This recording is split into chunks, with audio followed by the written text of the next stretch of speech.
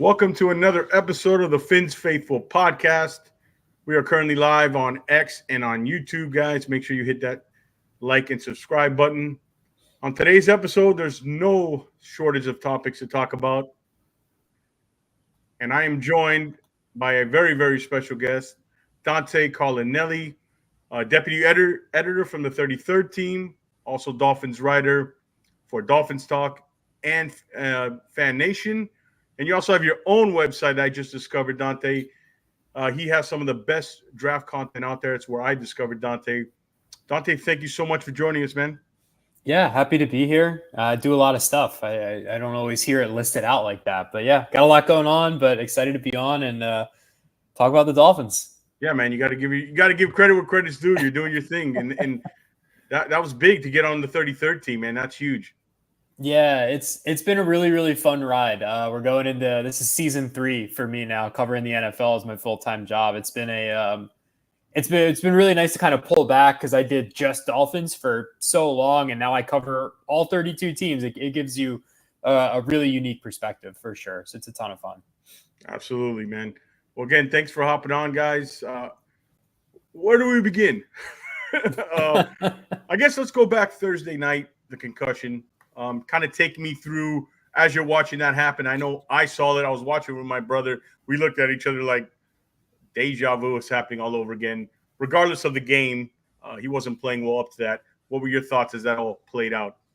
Yeah, man, it was. I was just worried about Tua the dude. I think was just kind of my initial reaction to that because I remember being on the clock and working when he got hurt in Cincinnati. And just a reporter anymore. I'm an editor, but, to cover that and to deal with, the uncertainty that came with that. And so when I saw him go down and I saw his hands go into the fencing position again, and you kind of saw the way that he took that hit where his neck, was impacted, and it was scary, right? Like I was scared for him. And so to see him get up and walk off, brought a certain level of relief. And then eventually my brain got to start thinking about football stuff, and that was followed, the relief was gone that, hey, Tua's in better shape than last time he had a concussion. And now it's just, oh God, what does this mean for the Dolphins this year, in a year where they were supposed to be very good and a playoff competitive team? And, whatever you think about Tua, and I'd prefer not to have the Tua debate on this show because I'm over it, but whatever you think of Tua, he's the best quarterback on the team. He gives them the best chance to win, whatever. So a lot of things to think about. I think first and foremost, though, I was just really concerned for Tua the guy. I'm really happy. It seems like, generally speaking, he's okay, right? Like relatively speaking, when I saw him go down, I was worried it was going to be, like really bad, like impact his life bad. And so far, it seems like that's not the case, and I hope it continues to be the case. But from a football perspective, I mean, it's roughly speaking as bad as it gets. So we can kind of talk about that if you want. Yeah. So it's obviously today the news broke that he's going on the IR, which I'm not surprised. I don't know if you are. I kind of penciled in the earliest was that Arizona game, which is what I kind of penciled in. But then I looked at the schedule, and right after that they play Buffalo. I don't know if we want to wait till after the Buffalo game. Do you agree with his decision so quickly? It seems like he doesn't want to retire. Obviously, we got to put it in context. He hasn't met with the doctors yet, and this is a fluid situation, obviously, and this is totally to his decision. But are you surprised that so quickly he said, no, look, well, reportedly, I want to play? And where do you see the timeline kind of after those 4 games? Do you see it right away, or do you kind of see this playing out a little more? Yeah, I think to answer that second question, I mean, I don't know. I truly have no idea. I feel like I can't even give you I mean, for starters, I'm not a doctor. I mean, I'm barely qualified to cover football.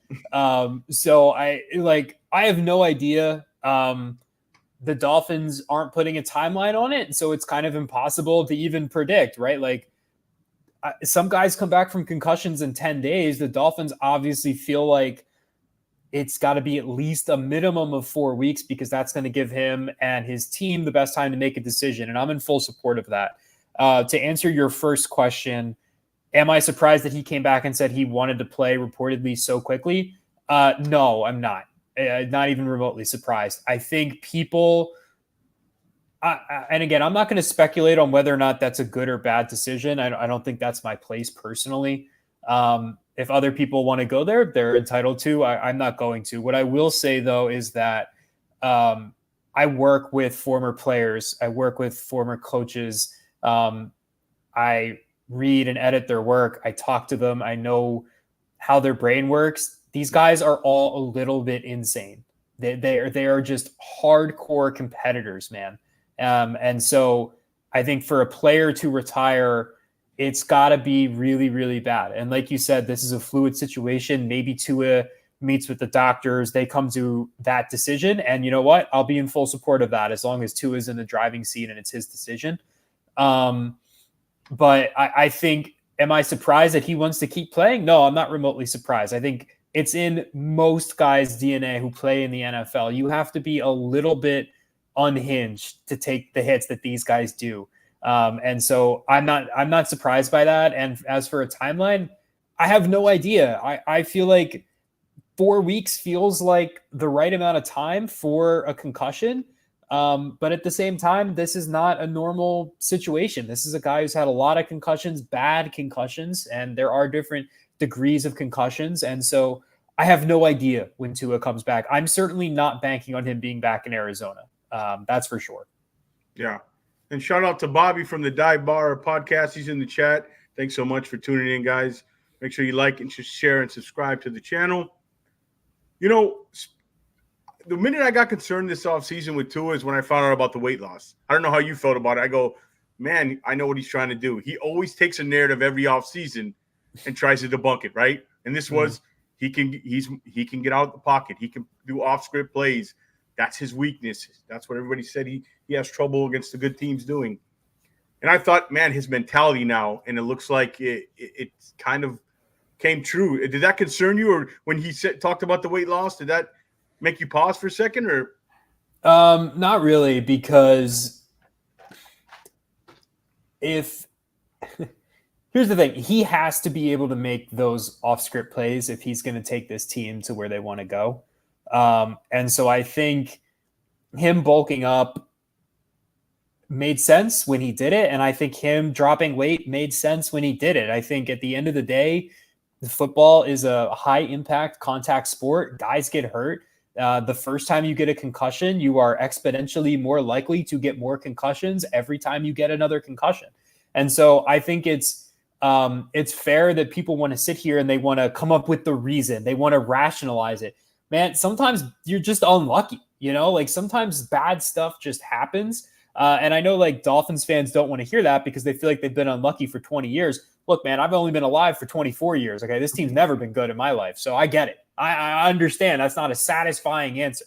I trust me, I'm there with you, but it's sometimes crap just happens. Like if he just slides there's no conversation, right? Like we're not even talking about this. He's fine. He goes through that entire game. They still get blown out by Buffalo, but the season is what it is and whatnot. So look, I mean, sometimes you just get unlucky. I think Tua got unlucky. He had to do something to turn himself into a more dynamic quarterback if they were going to go into Arrowhead and beat the Chiefs, if they were going to go up to Buffalo in the playoffs and beat Josh Allen, if they were going to, go toe-to-toe with Joe Burrow, all these other elite quarterbacks, Tua had to get himself into that tier, and that was the next step. Unfortunately, he took a bad hit and he got unlucky. It sucks.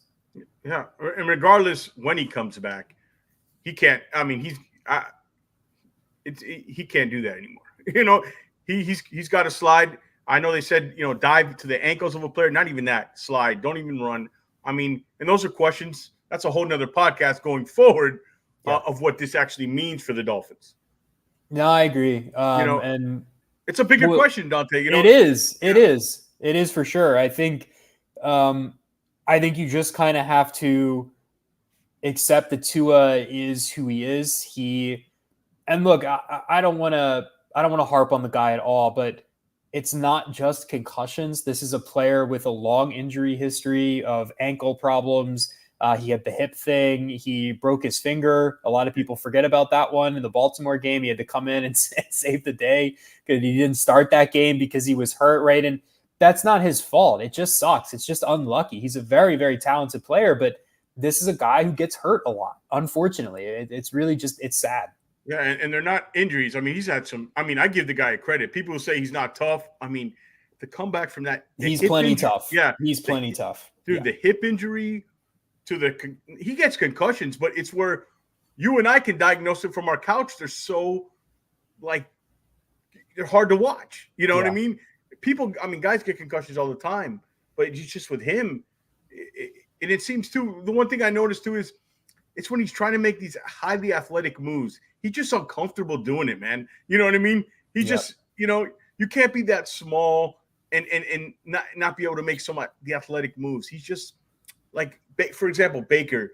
Baker's a small guy. He's not the best athlete, but it's very fluid in the open field. Can make quick jukes. He's got. Tua's just not that guy. And no. Unfortunately, man, like you said, let's just hope he's okay and healthy, and things will play itself out in that situation. 100%. All right. So they did sign a quarterback, Tyler Huntley. I don't know how you feel about that. There wasn't much to grab from. You know what I mean? I think sure. Yeah. Anybody they signed, I don't think was going to be, going to take him anywhere, do anything different than Skyler. The one thing I will say about Tyler is I'm curious to see what he looks like with Mike McDaniel. I want to see Mike McDaniel have to change things up a little bit. What were your thoughts on the Huntley signing? Would you have gone another direction or just pick from a bunch that's, not great? Yeah, I mean, Huntley's fine. I think of the guys that you could have signed, I think Huntley probably would have been towards the top of my list. Now, the gap between the people on that list is incredibly minuscule. I think at this point you're betting on a guy in Huntley who's played in some high leverage situations before with the Ravens. And so you'd like to think that the pressure, if he does have to play, I think there's this belief that he's going to be like the starter next week after the Seattle game. And no, I don't think that. I think Skyler's going to have a long leash. I really do. And so I'm not even 100% convinced we'll see Tyler Huntley this year. Obviously that depends on Skyler, that depends on Tua, but of the guys that they could have signed, I'm fine with Tyler Huntley. I think he's got some nice athleticism that the Dolphins could try to incorporate. There's a part of me that I think maybe you do the Malik Willis game plan that we saw the Packers do against the Colts this week. You just run the ball 65 times with A-Chain and you give Hill some design touches. Same thing with Waddle, and Mostert comes back healthy. And you use Huntley's legs and you kind of leverage it like that. If he does have to play, that's where my mind would go. Now, obviously, that depends on the defense. I could sit here and complain about whatever Gus Bradley was doing on Sunday for the Colts for an hour. But my point being is Huntley's fine. I think Skylar Thompson's got a really, really long leash on this job. Now, if he comes out and he's just, god awful, he throws 3 picks in the first half or whatever it ends up looking like on Sunday, yeah, we might see Tyler Huntley a little bit sooner than I think. But assuming Skylar's average, I think he's going to start most of these games. I think it'll take a real stinker to get him out of there, because I don't really think Huntley's a scheme fit. And what's really hard about the Dolphins trying to get a quarterback to run this offense is this offense is so catered to Tua. You're not going to find somebody who can maximize this offense. You're just not. That person doesn't exist. The entire offense, every concept, all of the best things that are done in this offense are done to maximize Tua's strengths. And Tua is a unique passer. There is not a lot of guys who have Tua's skill set, both flaws and strengths. Tyler Huntley is certainly not one of them. He's a completely different football player. Skyler's probably as close as you're going to get, and because he's been in the system for so long. And so that's why I'm inclined to believe that he's going to start most of these games. But Huntley's fine. It is what it is. Nobody that they signed, I think I tweeted this, was going to make me do anything other than shrug. I was just sure. I agree. And I agree with Skyler. I think people don't realize how important it is to be in that offense already. It takes hours upon hours to learn this offense. And that's to Skyler's advantage. And Huntley, I don't know if you've seen him throw the ball downfield, not the most accurate guy. So you wouldn't be utilizing the money you just spent on the outside with Hill and Waddle to Huntley. You would have to completely change the offense, which, again, intrigues me a little bit, but with Mike McDaniel, just to see his ability to do it kind of outside of this scheme. But anyways, another quarterback who I've seen these rumors or on Twitter, the Bryce Young thing. Would you really think the Dolphins are going to go out and get another small quarterback? I agree. If anybody would fix him, it would be this kind of offense, but not this kind of offensive line. Because when you mentioned Tua, you're going to see how much Tua covered up this offensive line in these coming weeks, I think, with Skyler. And especially with Tyler Huntley. But, yeah, the Bryce Young stuff, any legs to that, you think, or would you even consider that? So I have to admit, I am a part of the problem here. We did write trade destinations for the 33rdteam.com today, and Tyler Brook did a tremendous job, but he did name the Miami Dolphins as one of the teams that could get Bryce Young. So I'm a part of the problem. But the point is, though, is I think a lot of that analysis is built from the idea of, hey, what's best for Bryce? As opposed for, hey, do the Dolphins even want this, right? Because, and I was talking to Kyle Krabs about this, who, he does tremendous Dolphins work. He also writes for us at the 33rd team. And he and I were just kind of talking about it. And he was basically like, yeah, I don't really think Bryce is a good scheme fit. Like, and I kind of agreed with him, right? And we were just kind of, shooting the shit about it. And like, I think for Bryce, like he should try to get to Miami. His agent should be calling Grier every 10 minutes, right? But like for the Dolphins, I don't think they're going to do it. And I think there's a million reasons why. Firstly, I'm not convinced that Carolina is going to move him, even though I think he'll try to get out of there. I don't know if he has trade value. Like I really don't. I think people underestimate how bad the Bryce Young film is. It's not good. I watched it last night. I wrote a story on my personal Substack, The Casual Draft Analyst, last year after like 4 games where I was like, hey, not good. And it hasn't gotten any better, right? And so I would not go after Bryce Young personally. It's an interesting conversation, right? Because like you said, if he is going to be fixed in a universe where that exists, it's Mike McDaniel, Tyreek Hill, Jaden Waddle, Devon A-Chain, it's all of that. But I honestly don't think Bryce Young has the skills right now to be an NFL quarterback, period. And so I personally would not go after him. Like I talked to Kyle before I watched the film, and after I watched the film, I was like, dude, like, like this is where I'm out. I'm sorry. It is fun to think about though. And if they did do it, as long as they gave up like a late round pick, and they'd have to figure out the contract. The contract's not nothing. He was the first overall pick in the draft. It's not nothing. I'm not a huge contract guy, so I don't remember the numbers off the top of my head. But if you trade for him, you are taking on money, and you're taking on money for a player who, like, frankly, is just a zero. He's a nothing right now, and I feel bad saying that because I liked Bryce Young coming out of college. And so I think it's best case scenario for Bryce. I don't think the Dolphins will pull the trigger on that. Yeah, I was trying to think. I was trying to go in my head scenarios. What would the cost be? Like, I couldn't even come up with because I agree with you. I don't. Is Carolina really going to move off him that quick? I mean, doesn't the GM and they're going to move? A year later, That seems a little quick to pull the trigger, but the situation is bad. But I think it's one of those fun subjects to throw around and as a talking point. All right, regardless of when Tua comes back, next year, as you mentioned Kyle Krabs, I saw his mock draft. He kind of threw out there a quarterback in the middle of the first round projecting. How does the early 25 quarterback class look like right now? The early look is bad. It's not good. The 2025 quarter, I'm not going to mince words. Draft analysis is not my full-time job anymore. I can be a little bit more blunt. I'm not a fan of this quarterback class right now. That's not to say that there isn't potential. That's not to say that there isn't guys who can get there. The thing that I always worry about as a draft analyst is when you're a team that has such a dire need at quarterback, you tend to create first-round quarterbacks when there isn't any. And so I'm trying not to fall into that trap personally. Kyle's mock is up at the 33rdteam.com. You can read his explanation for why he mocked Garrett Nussmeier from LSU to the Dolphins. I like Garrett. He's off to a good start. He's an interesting quarterback prospect.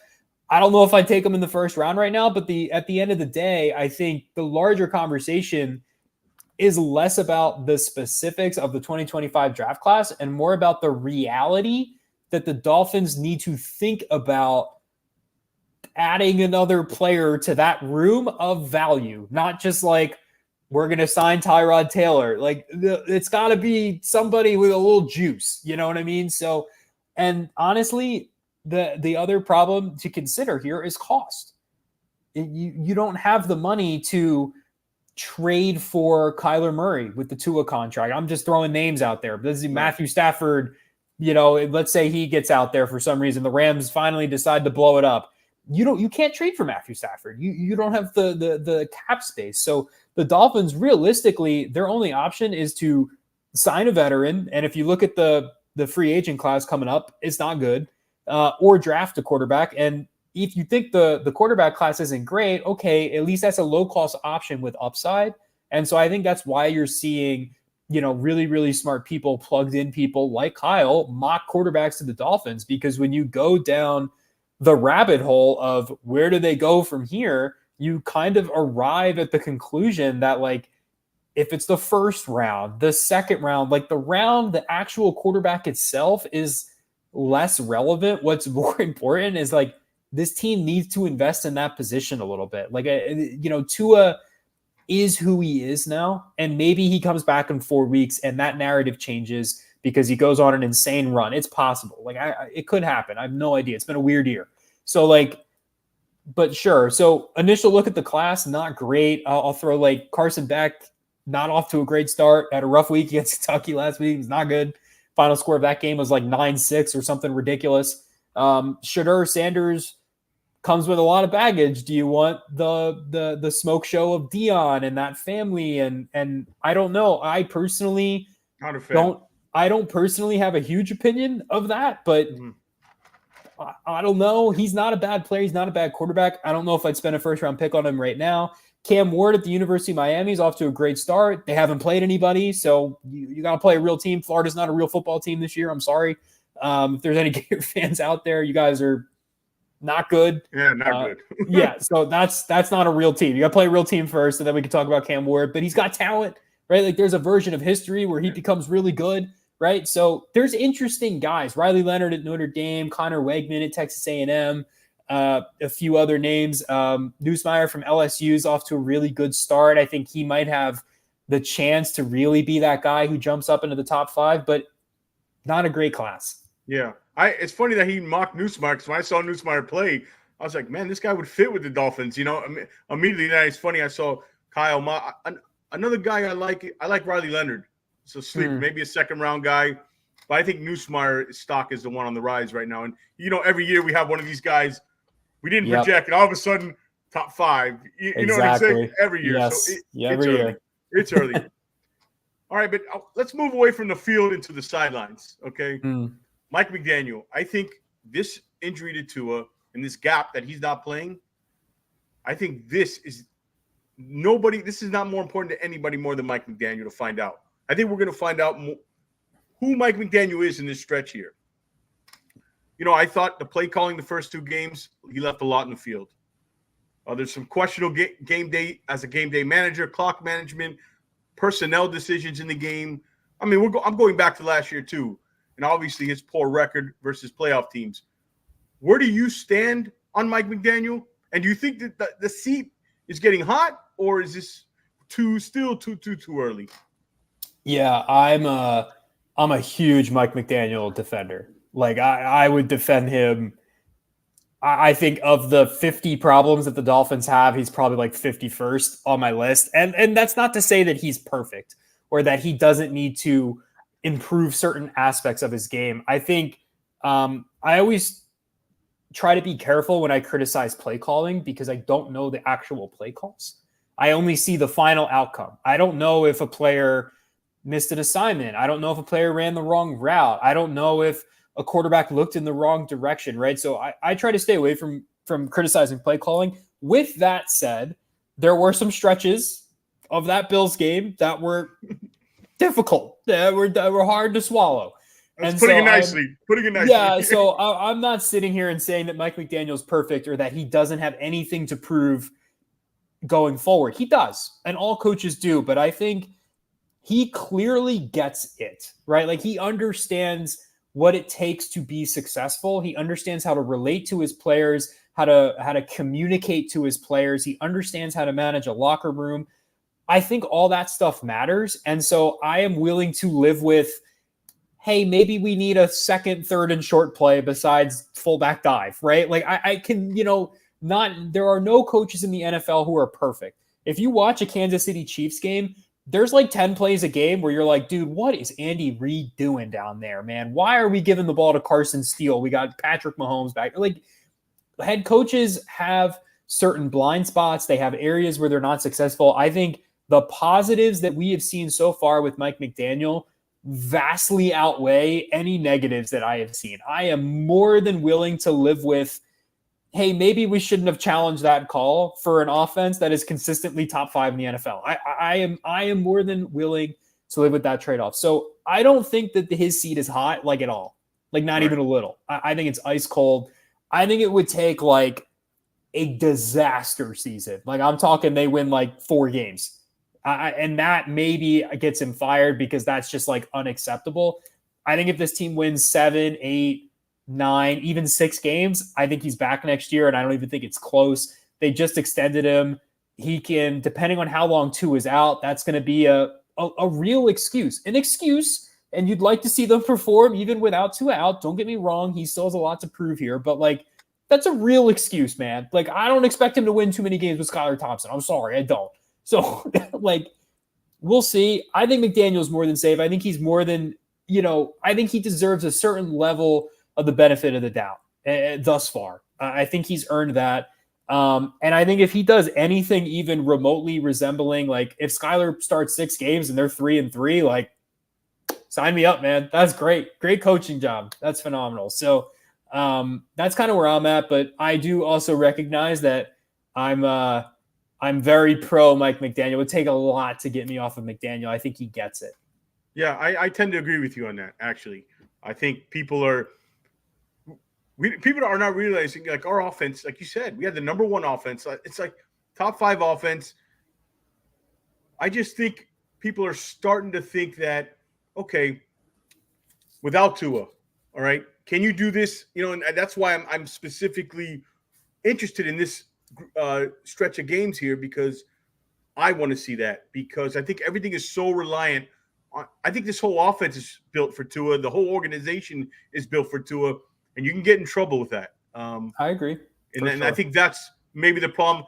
I don't think he's in danger of losing his job next year. He, like you say, he just got the new deal, but I think the eyes are starting to go on him a little. I think the honeymoon period's over. Sure. Basically, is what I'm trying to say. No, I think that's completely fair. And I'm also very curious to see, I think one of my biggest, big picture complaints about Mike McDaniel, right? So like set play calling aside, why can't you win a challenge aside, things like that, right? Like that's minutia, the details, sure. The big picture complaint that I have with McDaniel, generally speaking, is the Dolphins haven't been able to consistently find a secondary pitch with the offense. They only throw the fastball. When the other team can hit the fastball, they don't have a curveball. They don't have a changeup, right? And Skylar Thompson kind of forces you to find other pitches, and I think he's capable of it. I know he can do it. He's a smart guy, right? So you got to do it, though. You got to figure it out. So I'm also curious to see what the offense looks like. I think it's a good test all around. Yeah, I think that's one storyline. It'd be fun to watch. Everybody, the season's not over, okay? We got too much talent on this roster to say that. But I'm going to tell you the guy who I think he should be on the hot seat, and I've been critical of Dante since the rebuild started, and that's Chris Grier, general manager. Back in 2019, when they tore this whole thing down, the press conference, they hired Flores. They were going to take it down to the Bolts and try to get out of this. I agree with it, to get out of this Ferris wheel of mediocrity they've been in. Tear it down, get the quarterback. Well, my concern was, who's executing this plan? Who's buying the groceries for this plan? So they had 2 big drafts in 20 and 21, obviously with all the picks. And then last year's drafts they hadn't had picks in 22 and 23 draft. this past draft they had some picks. How would you grade Chris Grier as a general manager in the draft, and also just his personnel decisions of you guys are more concerned about the offensive line than we are. Boy, he doesn't look good right now. Yeah, that's a tough one. I really struggle with how I feel about Chris Grier because the national narrative of what makes a successful general manager is really it's really skewed. I think people don't realize that most general managers don't stick around more than a few years. And guys who tend to survive long, like Chris Grier has, do some good stuff, right? Like there's a reason for that. With that said, I don't personally agree with a lot of the decision-making that they have done in the draft. I don't really like the way that they have. I think, look, positional value matters, but I think to a point you need to round out the roster. And I think at a certain point, you kind of have to sit down and say, hey, maybe we should try something else, right? And so that's what worries me about Chris Grier. I think it's hard to say that I don't think Chris Grier is a bad general manager. I really don't. I think he has built a roster that I think you would agree with this, and I think most Dolphins fans would agree with this, that when healthy, we expect to compete and win playoff games and be a legit Super Bowl team. They haven't proven that yet. But if you look on the talent on paper, which is the general manager's job, he doesn't coach on game day. He doesn't play on the games. He builds rosters on paper. On paper, the Dolphins roster is good, and I think Chris Grier deserves a lot of credit for that. I mean, this is all his team. He traded for Jalen Ramsey. He traded for Tyreek Hill. Now, look, I could have traded for Jalen Ramsey and Tyreek Hill. That's not a particularly difficult thing, right? But he did it, that matters. He drafted Tua. He stuck with Austin Jackson, who, while I still have complaints about him, is a functional NFL player, and that's fine. They stuck with Liam Eichenberg. He's a functional NFL player. They're not great. The offensive line's a problem, but he's drafted, he drafted Jalen Waddle. He drafted Javon Holland. He has built a roster that I think is good. I think the problem with Chris Grier is he has always been a guy who is not setting the agenda. He does what his head coaches tell him to do. If you look at the Brian Flores Dolphins, it is a bunch of Brian Flores' guys. It's a bunch of former Patriots. It's a bunch of scheme fits for Brian Flores. It's signing Ryan Fitzpatrick and not playing Tua Tagovailoa. It is all of that. It is all whatever Brian Flores wanted. If you look at the Mike McDaniel Dolphins, it's all the speed guys. We don't need a great offensive line. We're going to scheme around it. We're going to get speed. It's Tyreek Hill. It's Devon Achane in the draft. It's trading up in the 4th round for Jalen Wright, a player that I really like, but that value for a running back's horrible, right? So Chris Grier is trying to accommodate whatever head coach he has. So I agree with you, though. I do think his seat should be hot because depending on how this season ends, there's a chance that a head might have to roll for the sake of rolling ahead, right? I think it'll be less about oh no, we think Chris Grier is bad, and I think it'll be more about we did not meet expectations this year, regardless of what that looked like. Somebody needs to be accountable for that. And I don't think it'll be Mike McDaniel. I think it'll be Chris Grier. So look, I don't like the way they built the offensive line. The offensive line's not good.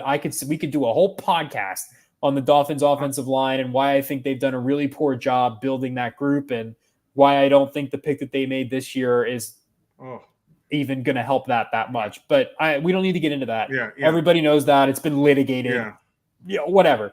Chris Grier is not a bad general manager, though. You know what I mean? Again, he has problems. He's not perfect. But, this is a bad example right now because they're 2-0. But, the Saints are going to be in cap hell for 40 years. There are teams out there that are less healthy than the Dolphins. Yeah, Charles Harris did stink, commenter. You're right. He wasn't good. All right. I got nothing for you there. I got no defense of that. How's JJ Watt doing? Yeah, you know what?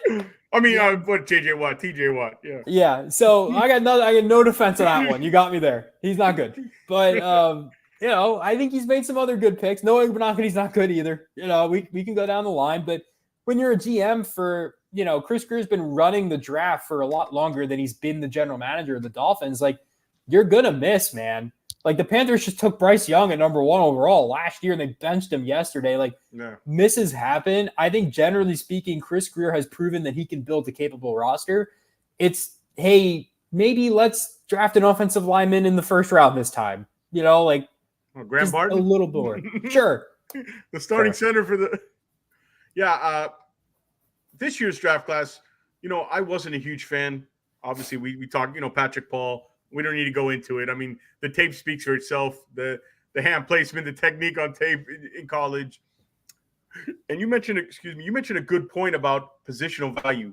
I think we get caught up too much in that, and then we ended up taking projects while we're watching like this defensive tackle or this guard start. You know what I mean? But we don't take that early. I think that's a change in philosophy. I think I agree with you on that they need to switch that up. Look what the Lions did that one draft. Running back, linebacker, the Branch kid was, they didn't care about, is he a left tackle or is he a corner? They took guys they like and will help them. And that was my problem with this year's draft and really with Chris Grier. And I'm trying to find what is his defining move? Like, where's his go up and get Josh Allen move? Where's his go up and get Mahomes move? I guess it's Tua, right? I guess that decision in the 20 draft, I guess it would be Tua. But I don't see – he just lets things come to him and kind of, like you said, lets the coach decide everything. And that's probably, in fairness to him, why he's still around. Because he has exactly the scapegoat. Why he's still around. But there's where the owner's got to say, you're the general manager, man. Like, I don't care what they told you. It's on you. But, so that's kind of my gripe with Grier. But I agree with you. I think he's a middle-of-the-pack GM. But I agree. I do. This year, if it goes south and they don't make the playoffs again, maybe they win 6-7 games, he could be their fall guy. I agree. I know you're running out of time. You gotta get out of here early. But final question. I know this is going to be a hard question to answer, but put on your hat here. This time next year, is Tua Tagovailoa the starting quarterback of the Miami Dolphins? I would say the odds are good that he will be. I think – I don't know how much time he misses this year, but I don't think he's going to retire unless the doctors tell him that he has to. And so if there's any chance that he can play again, I think he will. And I think given that they just gave him a huge extension, I think even if they draft a quarterback in the first round, which is possible. Now, the Dolphins, they could get out of the contract if they want to. Bringing up the 33rd team again, shameless plug. That is the reasoning that we gave and Kyle Krabs gave for mocking a quarterback in the first round of the Dolphins. The Dolphins could get out of that contract if they wanted to, and it wouldn't be the end of the world, right? It wouldn't be great. It's not going to look pretty on the cap sheet, that's for sure. But they could do it and survive.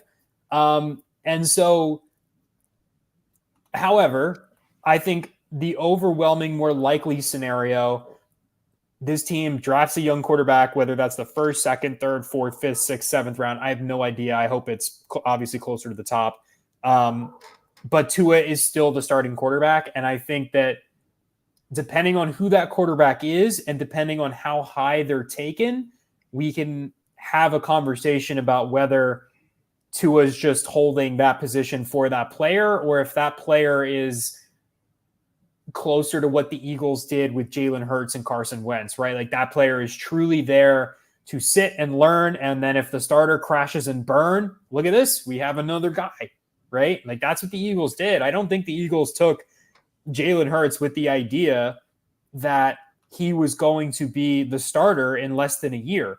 They did it because Carson had shown that he had injury problems, and then also he came back and was terrible. And then they were blessed to have Jalen Hurts, right? Like that was, and by the way, I killed that pick when it happened. I thought it was terrible. So there you go. There, I missed too. It happens. Yeah. I guess that was my Charles Harris moment. I've had a lot of those, but like it. So all this to say, I think Tua is the starter next year. I'd be pretty surprised if he's not. That doesn't mean I think he's going to be the long-term guy in Miami, though. I think that is a much more complicated question, and I think we can speculate. It's fun to speculate. It's fun to scout quarterbacks, right? It's fun to think about that. Hey, Garrett Nussmeier, he's got a nice arm. Like maybe the Dolphins can do a little bit some when the guy's got a little bit more arm strength, right? But it's easier said than done, man. Tua is already good. I already know who Tua is. I'm already comfortable with who Tua is. So we'll see. It'll depend. But I think the overwhelming likely scenario is that week 3 of the 2025 season, Tua Tagovailoa is the starting quarterback of the Miami Dolphins. Yeah, and I kind of tend to agree with you. And I think the biggest thing that came out of that game last Thursday is what you just said. The future outlook of Tua Tagovailoa with the Dolphins doesn't look – I think that's what we're talking about as a future here. He doesn't look like a guy who's going to be able to play long-term, unfortunately. But you never know how it turns out. Dante, thank you so much, man, for joining us. I know you're running out of time. Guys, thank everybody who tuned in on X and on YouTube. Guys, come smash the like and subscribe button. Dante, before we head out, man, tell everybody where they can follow you and follow your work and what you got going on now. Yeah, you can follow me on Twitter or X at Dante Collinelli. Please check out the 33rdteam.com. That's my day job. We do a lot of really, really good content, mock drafts, rankings. We do daily stories. We do really, really deep film dives, statistical dives. We have a really, really good group of writers. Kyle Krabs covers the Dolphins. I cover the Dolphins. So you know that there are people on that website who care about the Dolphins, man. So, we do a lot of good content. Obviously, we cover all 32 teams. And then if you are interested in my own draft work, you can subscribe to my Substack at The Casual Draft Analyst. The link is in my Twitter bio. And then I also write for Fan Nation, the great Alain Poupard. I write for his site and do stuff when he allows me to.